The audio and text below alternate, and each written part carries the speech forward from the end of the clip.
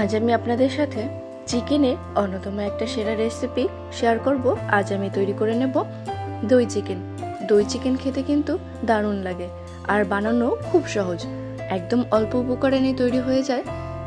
তাহলে চলুন রেসিপিটা শুরু করা যাক। আর সাথে আছে আমি সুস্মিতা, আপনারা দেখছেন আমার চ্যানেল পালবাড়ির কিচেন। দই চিকেন তৈরি করতে প্রথমে এখানে নিয়ে নিয়েছি আমি চিকেনটা ভালো করে পরিষ্কার করে ধুয়ে নিয়েছি।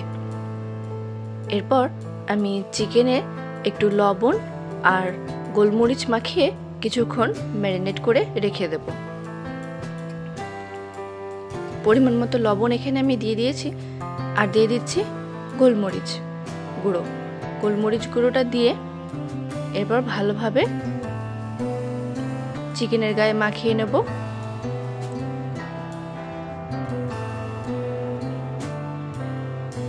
লবণ আর গোলমরিচটা ভালোভাবে চিকেনের গায়ে মাখিয়ে নেওয়া হয়ে গেছে। এরপর কিছুক্ষণ এটা ম্যারিনেশনের জন্য রেখে দেব।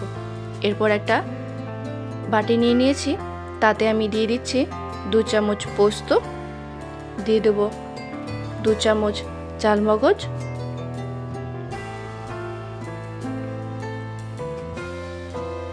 এরপর দিয়ে দেব 2 চামচ কাজু বাদাম। এখানে আমি ভাঙা কাজুটা ব্যবহার করেছি। এরপর এটার একটা পেস্ট আমি তৈরি করে নেব। মিক্সিং জারে দিয়ে এটা আমি পেস্ট করে নেব। মশলার পেস্ট তৈরি করে নেওয়া হয়ে গেছে।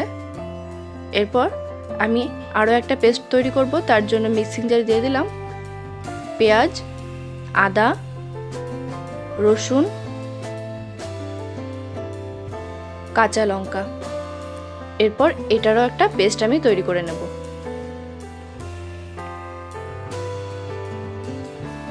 মশলার পেস্ট তৈরি করে নেওয়া হয়ে গেছে। এরপর কড়াই বসিয়ে দিয়েছি, কড়াইতে দিয়ে দিচ্ছি রিফাইন্ড অয়েল।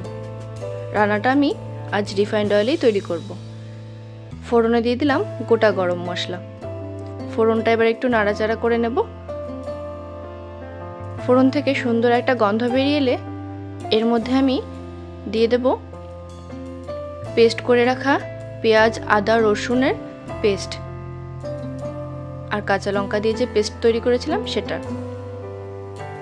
এরপর ভালো করে মশলাটা কষিয়ে নেব। যতক্ষণ না সমস্ত মশলার কাঁচা গন্ধ চলে যাচ্ছে ততক্ষণ মশলাটা খুব ভালোভাবে কষিয়ে নিতে হবে। মশলাটা কষিয়ে নিয়েছি, মশলা থেকে কাঁচা গন্ধটাও চলে গেছে। এই সময় আমি চিকেনটা দিয়ে দেব।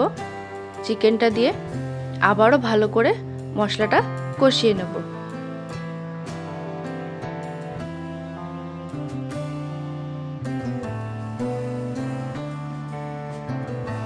মশলার সাথে চিকেনটা খুব ভালোভাবে মিশিয়ে নিয়েছি। এরপর ঢাকা দিয়ে দেব কিছুক্ষণের জন্য।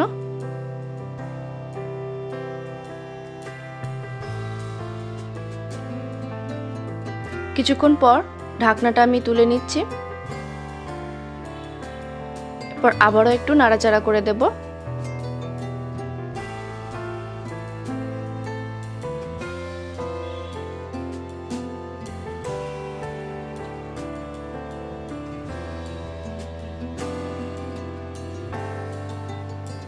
ভালোভাবে চিকেনের সাথে মশলাটা কষিয়ে নিয়েছি। দেখুন তেল ছাড়তেও শুরু করে দিয়েছে।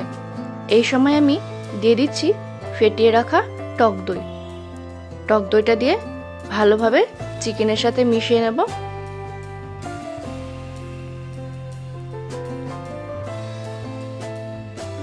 দইটা যখন দেবেন তখন কিন্তু গ্যাসের ফ্লেমটা একদম লোতে করে দেবেন আর কন্টিনিউ নাড়তে থাকবেন, না হলে কিন্তু দইটা কেটে যেতে পারে। এরপর আমি দিয়ে দিলাম চালমগজ, পোস্ত আর কাজু বাদামের পেস্ট। সব কিছু দিয়ে ভালোভাবে মিশিয়ে নিচ্ছি চিকেনের সাথে।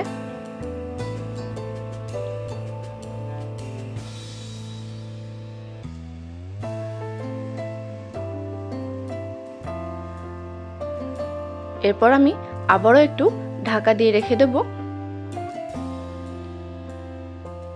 5 মিনিট পর ঢাকনাটা খুলে আমি একটু নাড়াচাড়া করে দেব। দেখুন সব কিছু থেকে কতটা তেল ছাড়তে শুরু করে দিয়েছে। এরপর ভালোভাবে এটা নাড়াচাড়া করে একটু টানিয়ে নেব।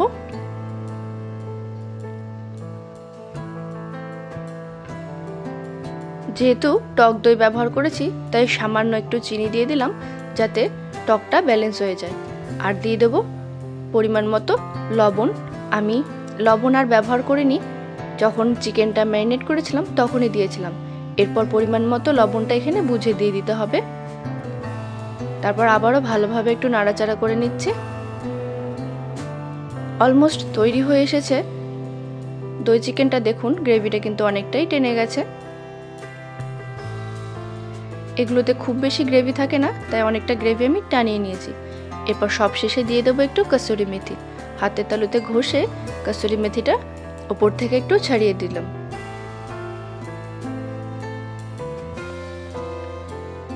কসুরি মেথিটা দিয়ে ভালোভাবে মিশিয়ে নিলেই তৈরি হয়ে যাবে আজকের এই দই চিকেন।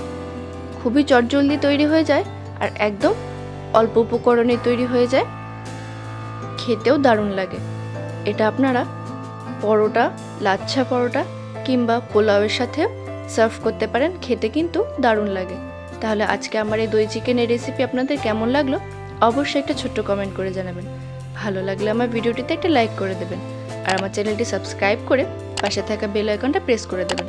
তাহলে যখনই আমি একটা ভিডিও আপলোড করব তার ইনস্ট্যান্ট নোটিফিকেশন আপনাদের কাছে পৌঁছে যাবে। ধন্যবাদ।